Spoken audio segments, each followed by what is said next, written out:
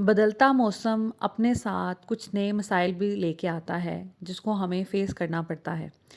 जैसा कि आप सबको मालूम है सर्दियाँ आ चुकी हैं और सर्दियों में नज़ला, ज़ुकाम, खांसी इसके अलावा बुखार और कंजेशन जैसी प्रॉब्लम्स जो हैं हमें फेस करना पड़ती हैं।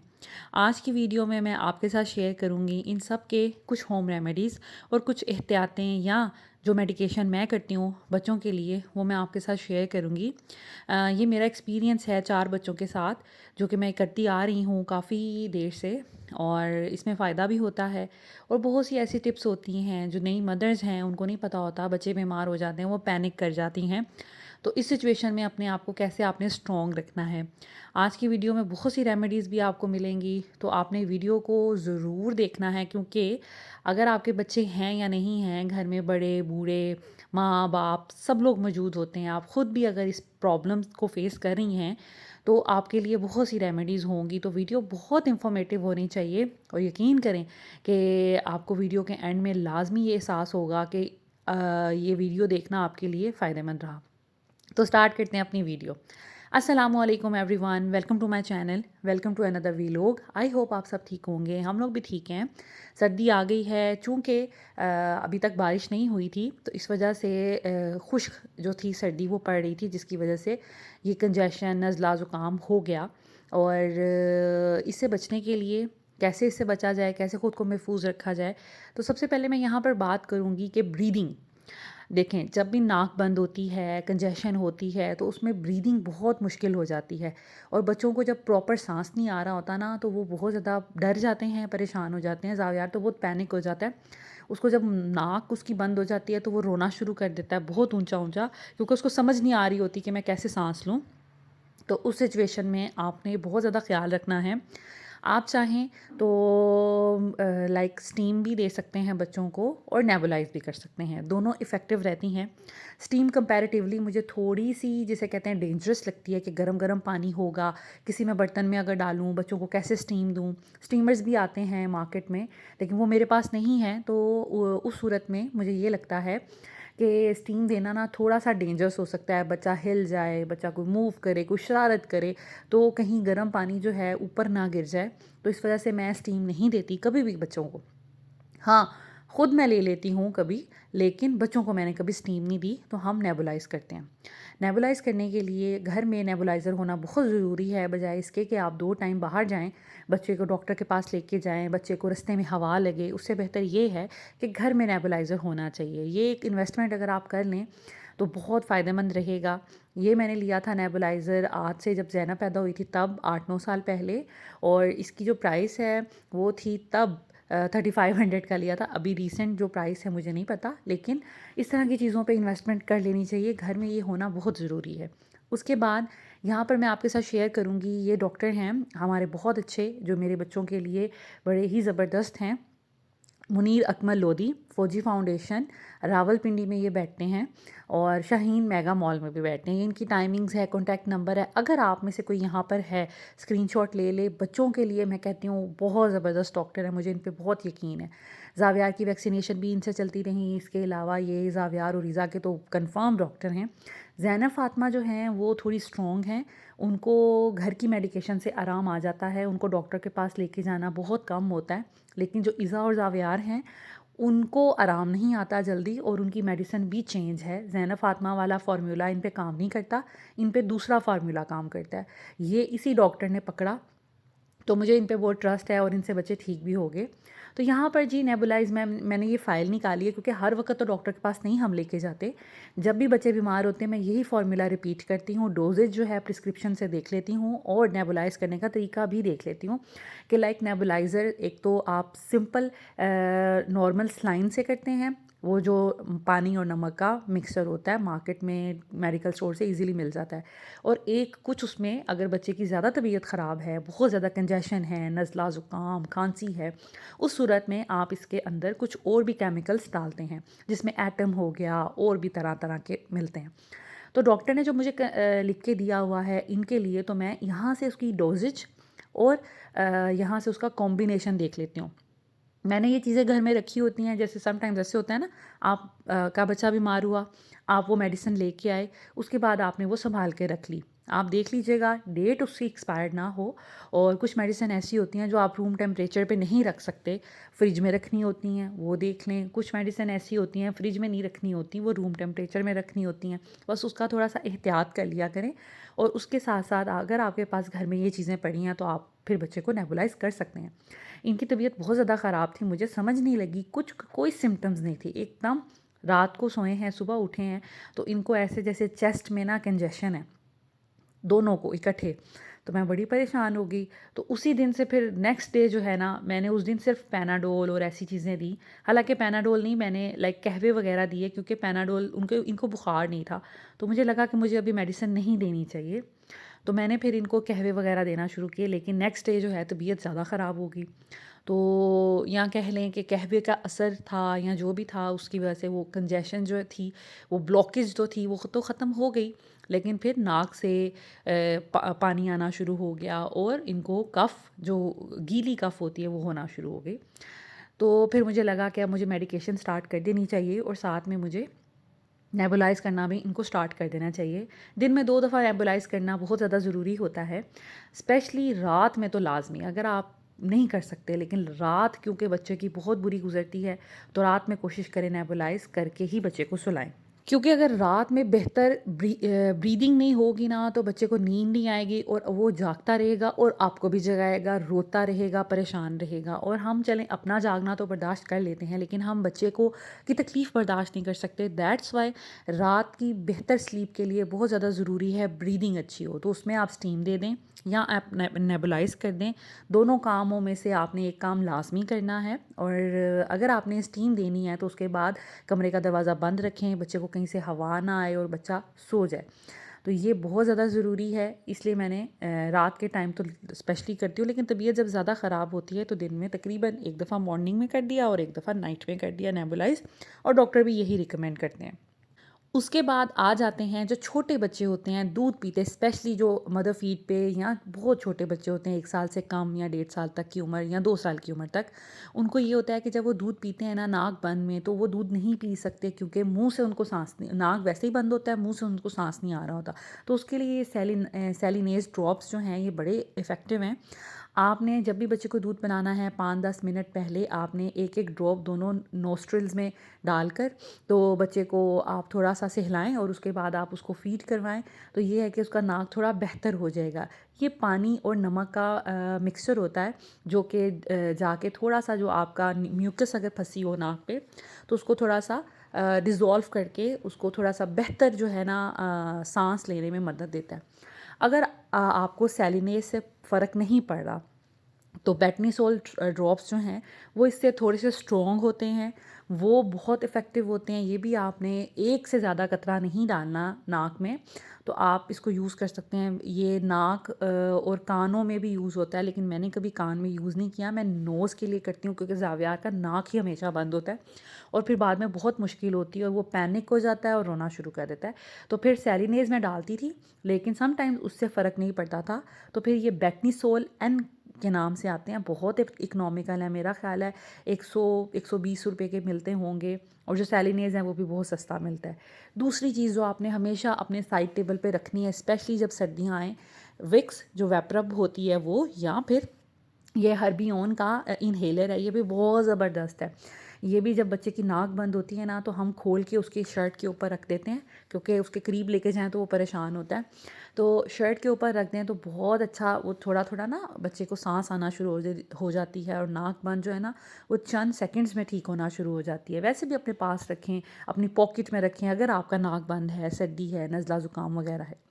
तो ये तो हो गया कि ब्रीदिंग हमने कैसे बेहतर करनी है। ब्रीदिंग बेहतर करेंगे तो बच्चा सो पाएगा। अब बच्चे के सोने के लिए हम और क्या चीज़ें करेंगे?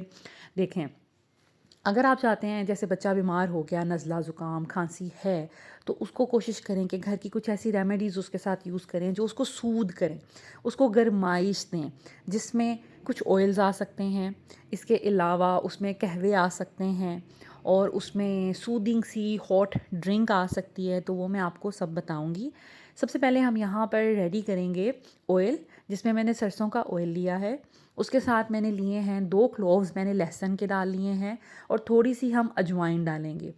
अजवाइन बहुत ज़बरदस्त है, ये जिसे कहते हैं एंटी इन्फ्लेमेटरी भी होती है। इसके अलावा ये कि ये थोड़ी गर्म इसकी तासीर होती है, तो ये जो है ना बच्चे को थोड़ी गर्माइश देगी। अगर आप उसकी छाती पे, उसके पाँव पे, उसके बाजू पे जो कोहनियाँ होती हैं, जॉइंट्स पे ये लगा दें तो बच्चे को अच्छी गर्माइश मिलेगी। और अगर आप उसके नेक और उसकी चेस्ट पे ये लगा देंगे, कमर पे लगा देंगे, तो जो म्यूकस होगा वो थोड़ा सा पिघलेगा और जिससे बच्चे को अच्छा फ़ील होगा। इससे हो सकता है बच्चे को पसीना भी आए और उसको गर्मी भी रात में लगे, लेकिन आपने कोशिश करनी है कि कंबल उसके ऊपर रहे। बाकी ये है कि बेशक रात में उसके कपड़े थोड़े से आप कम कर सकते हैं। रात में जब बच्चा सोता है कोशिश करें कि उसके कपड़े बहुत ज़्यादा नहीं होने चाहिए, क्योंकि कंबल बच्चे ने लेना है। उसने 2 लेयर्स पहनी हो, ठीक है, कपड़े की बहुत हैं, मोटी हों दोनों लेयर्स, और सॉक्स पहनी हो। कैप बिल्कुल ना पहनाएं बच्चे को, स्पेशली जब बच्चे बीमार होते हैं, बुखार बच्चे को हो तो या तो कैप पहनाएं या आप सॉक्स पहनाएं, दोनों में से एक चीज़ पहनाएं। एट ए टाइम दोनों चीज़ें नहीं आपने पहनानी, बच्चे का जो बुखार है वो ज़्यादा हो जाएगा, हाई फीवर की तरफ चला जाएगा। तो मैं ये रिकमेंड करती हूँ कि बच्चे को सॉक्स पहनाएं, क्योंकि सर अमूमन हमारा गर्म रहता है बनिस्बत हमारे पाँव के, तो पाँव में सॉक्स होना लाजमी है। सर के ऊपर अगर कैप नहीं होगी तो कोई मसला नहीं है, इन केस बच्चा अगर घर में है। अगर बच्चा आउटडोर गया है, आप बच्चे को डॉक्टर के पास लेके जा रहे हैं, बाहर लेके जाना है, उस केस में आप कैप पहनाएंगे। अदरवाइज़ घर के अंदर आप या तो कैप पहनाएं या सॉक्स पहनाएं, और बेहतर ये है कि पाँव ठंडे रहते हैं इसलिए सॉक्स पहनाएं, कैप की ऐसे ज़रूरत नहीं है। खैर, इस ऑयल को आपने यहाँ तक कि लहसुन जल जाए तब तक आपने इसको पकाना है। अजवाइन का भी जो असर है वो ऑयल में चला जाएगा, और ये जो सरसों का तेल है इसकी तासीर भी नॉर्मल हो जाएगी। तो अब इस तरह का ऑयल बन जाएगा। इसको आप थोड़ा सा रूम टेम्परेचर पे रखेंगे, लाइक रूम टेम्परेचर पे नहीं, बहुत गरम गरम प्लास्टिक की बोतल में डालेंगे तो ये पिघल जाएगी, तो इसलिए हम थोड़ा सा उसको कूल डाउन होने देंगे। उसके बाद हम किसी कंटेनर में, किसी बॉक्स में, किसी जार में इसको डाल के रख लेंगे। और रोज़ आपने कोशिश करनी है रात में बच्चे को सोने से पहले इसकी मसाज कर दी जाए। उसकी पाँव की जो नीचे वाली साइड होती है उस पर, उसकी कोहनियों पर, थोड़े से गले पे और थोड़ा सा चेस्ट पे अगर आप ये लगा देंगे तो बच्चे को बहुत अच्छी गर्माइश मिलेगी और उसको नींद अच्छी आएगी, और जो उसका म्यूकस है वो भी थोड़ा बेहतर होगा। तो ये बड़ी ज़बरदस्त रेमेडी है, इसको ज़रूर फॉलो करके देखिएगा। और वैसे भी कहते हैं कि सरसों का तेल या कोई भी ऑयल कोशिश करें बच्चे की नाफ पे अगर लगा दी जाए तो बच्चे को खुश्की और बहुत सी प्रॉब्लम्स नहीं होती। ये भी एक टिप है कि बच्चे की जो बेली बटन होता है उस पे आप इवन सरसों का तेल भी लगा दें। इवन बड़े हैं, बच्चे हैं, किसी भी एज में आप डेली बेसिस पे ये करके देखें तो कहते हैं कि बहुत इफ़ेक्टिव होता है। खैर, यहाँ पर अब मैं पाँव की जो तलियाँ हैं वहाँ पर इसके लगाऊंगी ज़ावियार के, और उसके बाद सॉक्स पहना दूँगी। फिर इसने खेलना है या बेड पे बैठना है, जो भी करना है ये करता रहेगा, और इसको ये कि थोड़ा सा जिसे कहते हैं कि सूद हो जाएगा, तो ये भी बहुत ज़बरदस्त चीज़ है। उसके बाद इसको सॉक्स पहना दें, एंड दैट इज़ इट। बहुत अच्छी रेमेडी है, ज़रूर ट्राई कीजिएगा।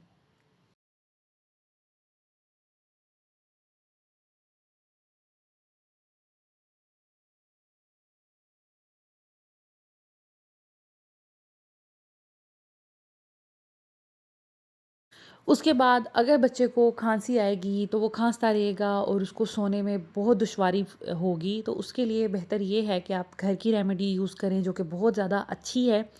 ये एक तरह का घर में हम बनाएंगे कफ सिरप, जो बड़े छोटे बच्चे कोई भी यूज़ कर सकते हैं।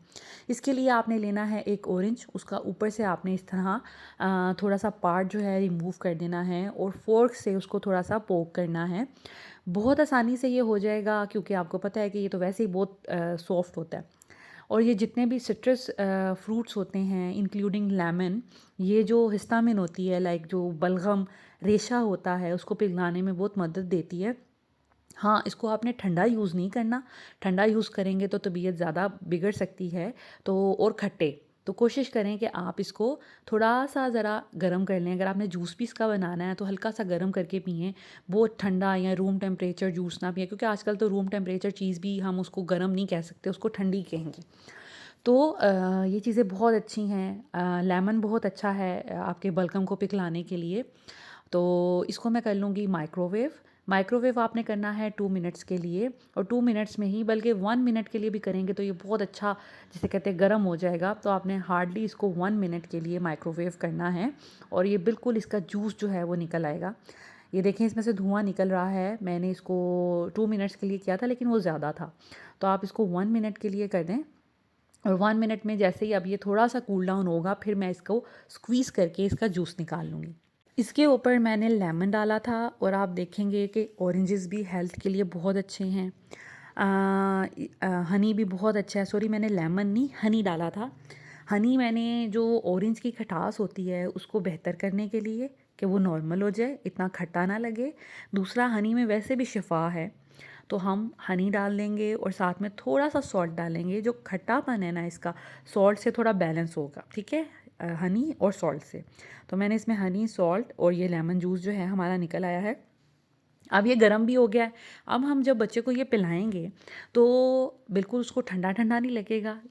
जो ऑरेंज है वो जाकर अपना काम जो है वो कर देगा, अपना असर कर देगा, जो बलगम है उसको कम करेगा।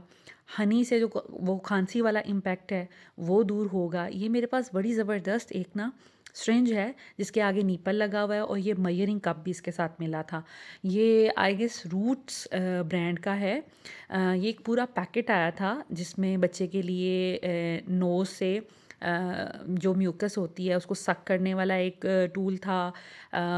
एक जिसे कहते हैं कि ट्वीज़र था। इसके अलावा एक सिरिंज थी। ऐसी चीज़ें ना बच्चे की मेडिकेशन देने के लिए। इससे आप बच्चे को मेडिसिन भी दे सकते हैं। और इस तरह की कोई चीज़, जैसे आपने अब ये कफ सिरप बनाया है, मैं इसमें डाल लूँगी, सेव रहेगा। इसमें प्रॉपर मेजरमेंट भी मिल जाती है आपको, ताकि आप एग्जैक्ट मेजरमेंट के हिसाब से बच्चों को मेडिसिन दें। आगे आप चाहें तो ये नोज़ल भी यूज़ कर सकते हैं, जो नज़र आ रही है आपको, वरना आप बच्चे को, जैसे बहुत छोटे बच्चे होते हैं ना, तो ऐसे उसके मुंह में लग ना जाए, तो नीपल भी इसके साथ ही मिलता है, ताकि आप वो नीपल लगा दें, ताकि उसके मुंह में कहीं लगे नहीं। तो मैंने जो बनाया था सिरप, अब मैं वो भी बच्चों को दे दूँगी, तो उससे भी थोड़ा रिलीफ़ मिलेगा। देखें, मेडिकेशन भी बहुत ज़्यादा ज़रूरी होती है, लेकिन मेडिकेशन तब करते हैं जब प्रॉब्लम थोड़ी सी इंक्रीज़ होना शुरू हो जाए। अगर थोड़े थोड़े सिम्टम्स हैं, आपको लग रहा है बच्चे बीमार हो रहे हैं, नज़ला ज़ुकाम थोड़ा पकड़ लिया है, या अभी कंजेशन है थोड़ी बहुत, तो उस सूरत में आप कोशिश करें कि घर में ट्रीट करें, और हो सकता है बच्चा उससे इम्प्रूव कर जाए। अगर नहीं तो फिर उस सूरत में मेडिसिन देनी चाहिए, क्योंकि वैसे ही कहते हैं कि मेडिसिन थोड़ी सी लेट देनी चाहिए, ताकि बच्चे में खुद ही जो इम्यूनिटी होती है वो बीमारियों से लड़ने की, वो बाकी रहे, और बच्चा खुद ही बीमारियों से लड़े, उसके जो बॉडी है, और वो मज़बूत हो, बजाय इसके कि आप पहले ही थोड़ा सा बच्चा बीमार हुआ है उसको मेडिसिन देना शुरू कर दी, उसकी खुद की कोई इम्यूनिटी रह ना जाए। उसके बाद यहाँ पर मैं बनाऊँगी हल्दी दूध, जो कि बहुत अरसे से चलता आ रहा है, हमारी नानियों दादियों के ज़माने से। हल्दी दूध बहुत अच्छी चीज़ है। हल्दी वैसे ही बहुत अच्छी चीज़ है, और हम ब्लेस्ड हैं, हम पाकिस्तानी, के हमारे डेली बेसिस पे हम हल्दी का इस्तेमाल कर रहे होते हैं, हमारे खानों में यूज़ हो रही होती है। वैसे तो हल्दी दूध बनाने का तरीका ये है कि 1 चम्मच आप देसी घी लें, उसमें आप हल्दी डालें, थोड़ा सा उसको जैसे तड़का सा लगा के, और उसमें दूध डाल के फिर उसको बॉयल करें, अगर बड़ों ने पीना है तो। लेकिन बच्चे क्योंकि देसी घी वगैरह नहीं पीते, तो हम उनको प्रेशराइज़ नहीं करेंगे, हम उनको फ़ोर्स नहीं करेंगे। तो उनके लिए मैं दूध बना रही हूँ, तो मैंने दूध में चीनी डाली है, ताकि फ्लेवर इसका मज़े का हो जाए और बच्चे इसको रिजेक्ट नहीं करें। और उसमें मैंने हल्दी डाली है, तकरीबन 2 पिंच, और उसको मैंने एक अच्छा सा बॉयल दे दिया है। उसके बाद मैंने उसको सॉस पैन में ही रखा, और उसको थोड़ा सा रूम टेम्परेचर पे मैंने आने दिया, लाइक नीम गर्म मैंने उसको रहने दिया। और अब मैं फीडर में डाल लूँगी। रात में कोशिश करें कि बच्चों को ये दें। इवन बच्चे बीमार नहीं भी हैं, अब जैसे सर्दी हैं, सर्दियों में आप डेली बेसिस पे या ऑल्टरनेटिव डेज़ में पूरे घर वाले एक एक ग्लास अगर हल्दी दूध का पी लें, तो आप बहुत सी बीमारियों से बचे रहेंगे।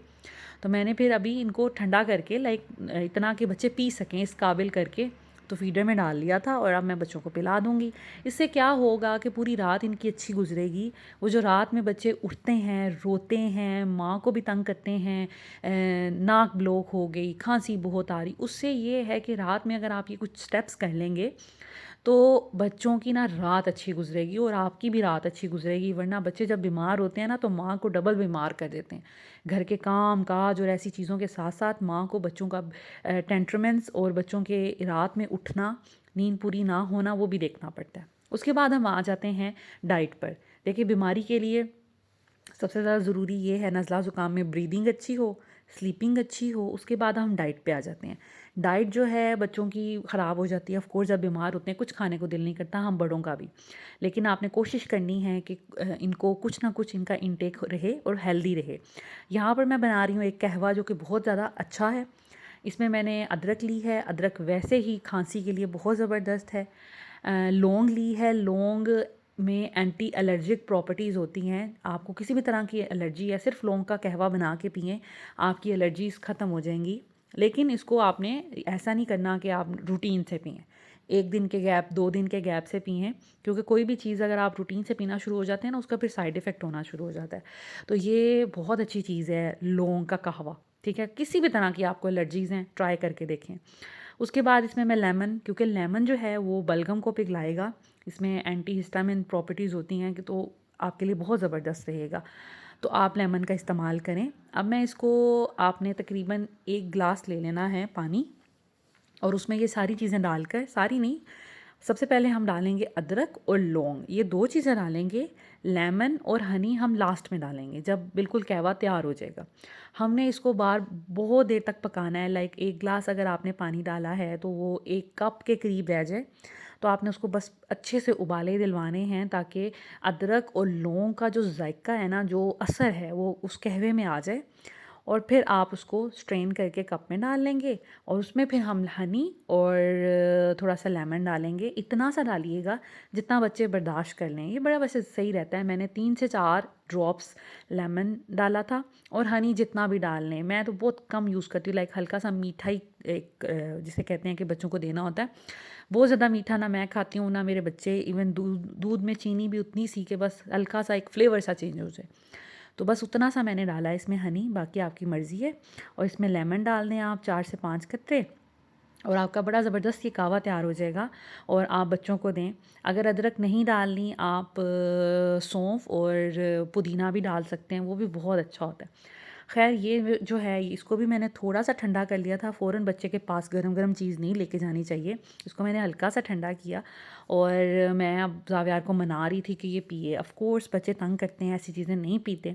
लेकिन बस बातें कर के समझा के बुझा के मैंने उसको आमादा कर ही लिया पीने में और वो फिर पीने लग गया था। और अल्हम्दुलिल्लाह उसने जितना सा मैंने कहवा बनाया था हाफ़ पी लिया था, हाफ़ मैंने फिर इज़ा को पिलाया। इज़ा भी रेज़िस्ट कर रही थी, बड़ी मुश्किल से उसको मैंने पिलाया है, लेकिन ये कि फिर भी इन्होंने पी लिया, क्योंकि बच्चों की बेहतरी के लिए थोड़ी सख्ती भी करनी पड़ती है।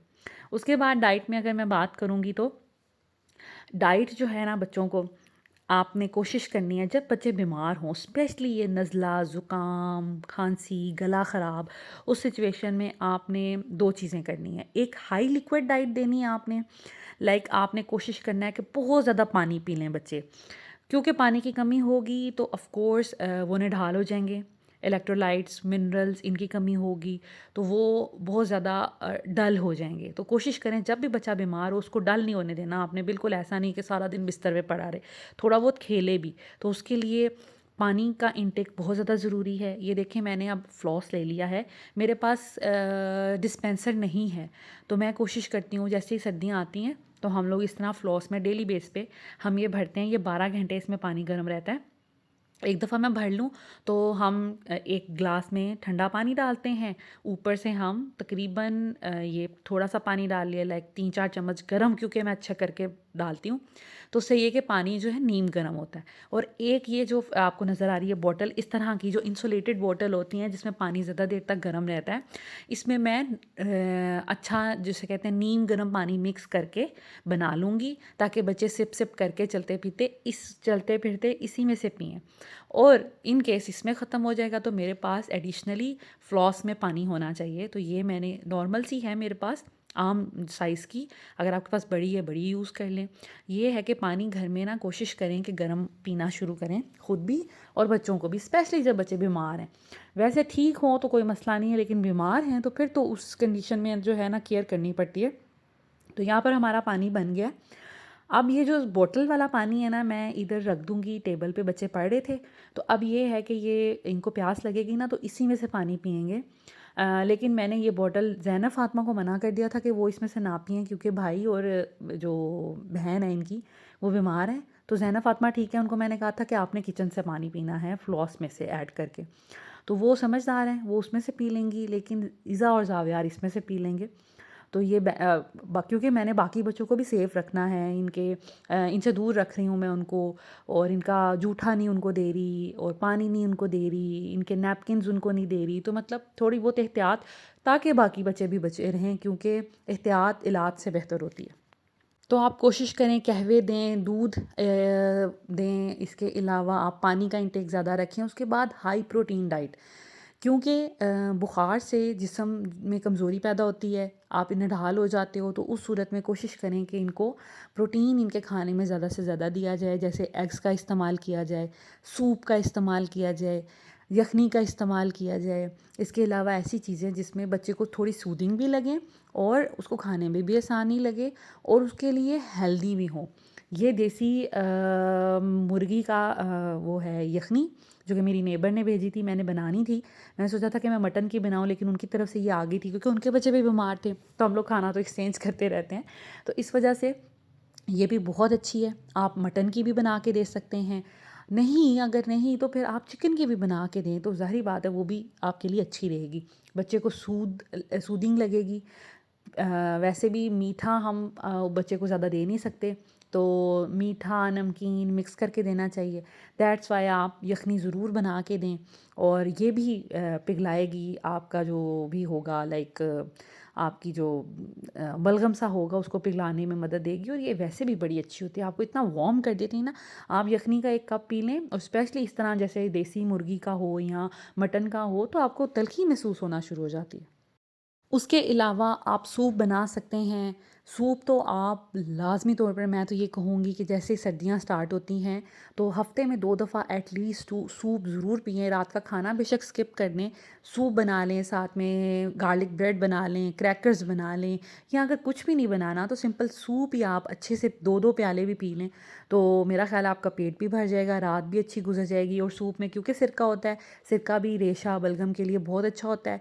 लेमन निचोड़ के उसके अंदर उसको यूज़ करें, वो भी आपकी जो हिस्टामिन है या बलगम है उसको पिघलाने में मदद देगा। तो लाइक ये भी बहुत आइडियल किस्म की डाइट है, स्पेशली सर्दियों में, ताकि आपके बच्चे, आप और बाकी घर वाले बीमार हैं तो बीमारी में थोड़ा आपको सूदिंग भी कुछ अच्छा मिले, और इसके अलावा ये कि उसके लिए बेनिफिशियल भी हो। तो किसी भी तरह का जो आपकी फैमिली को सूप पसंद है आप बना के पिएँ। उसके अलावा राइस, वैसे कहते हैं कि कुछ लोगों के बलगम वगैरह या जिसे कहते हैं खांसी वगैरह राइस से ट्रिगर हो जाती है, ये आपने नोट करना है। अगर हो जाती है तो बिल्कुल अवॉइड करें, लेकिन अगर नहीं तो फिर ज़रूर आप बच्चों को नरम से चावल चिकन वाले बना के दें। मैंने आज बनाए थे स्पेशली, मैंने इसमें कोई मिर्चें नहीं डाली, काली मिर्च, हरी मिर्च और नमक का इस्तेमाल मैंने किया है, और नरम सा मैंने चिकन और चावल कर लिए हैं। अब मैं बच्चों को ये खिलाऊंगी।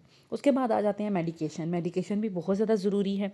अगर आपने घर में एहतियातें कर ली हैं, रेमेडीज़ कर ली हैं, लेकिन बच्चे की तबीयत ठीक नहीं हो रही, आप 2 से 3 दिन देखें। उसके बाद आप लाजमी तौर पर उसको किसी ना किसी अच्छे डॉक्टर के पास लेके जाएं, और यकीन करें डॉक्टर का अच्छा होना बहुत ज़्यादा ज़रूरी है। किसी क्वैक के पास अगर आप चले जाएंगे, वो आपके बच्चे को स्टीरॉयड देगा या फिर अच्छी मेडिसिन ना दे, इंजेक्शन लगा ले, इससे अवॉइड किया करें। इंजेक्शन आखिरी हल होता है बीमारी का, या ड्रिप। जो डॉक्टर इंजेक्शन और ड्रिप लगाता है दैट मीन्स वो अच्छा डॉक्टर नहीं है, क्योंकि ड्रिप उस सूरत में लगती है जब आप मेडिसिन खाने की सकत ही ना रखते हों, आप बेहोशी में हो या आप बहुत ही ज़्यादा बुरी हालत में हों। तो ये लास्ट आपका जिसे कहते हैं कि तरीक़ाकार होना चाहिए इंजेक्शन। उससे पहले कोई अच्छा डॉक्टर आपका होना चाहिए, और मेडिसिन जो वो दे कोशिश करें कि किसी अच्छी कंपनी की ली जाए, और प्रॉपर जो डोजेज डॉक्टर लिख के देता है, जितने ml, अपने मर्ज़ी से चम्मच नहीं उसको बच्चे को देने चाहिए कि बस 1 चम्मच खिला दी, नहीं। जितने ml डॉक्टर ने मेडिसिन लिखी है आपने उसी हिसाब से, क्योंकि मेडिसिन जो होती है वो बच्चे के वेट और एज के हिसाब से होती है। अपनी मर्ज़ी से चम्मच भर भर के नहीं खिलानी, एग्जैक्ट मेजरमेंट के हिसाब से खिलानी। तो ये कुछ बेसिक टिप्स थी मेरे एक्सपीरियंस के हिसाब से। आई होप आज की वीडियो आपको अच्छी लगी होगी, बहुत से लोगों को कोई फ़ायदा भी हासिल हुआ होगा, और अगर हुआ हो तो मुझे कमेंट्स में ज़रूर बताइएगा, मुझे बहुत खुशी होगी। Thank you so much for watching this video. Video लंबी ज़रूर थी लेकिन इंशाल्लाह ताला आपके लिए बहुत ज़्यादा बेनिफिशियल रही होगी। Thank you so much, take care, अल्लाह हाफिज़।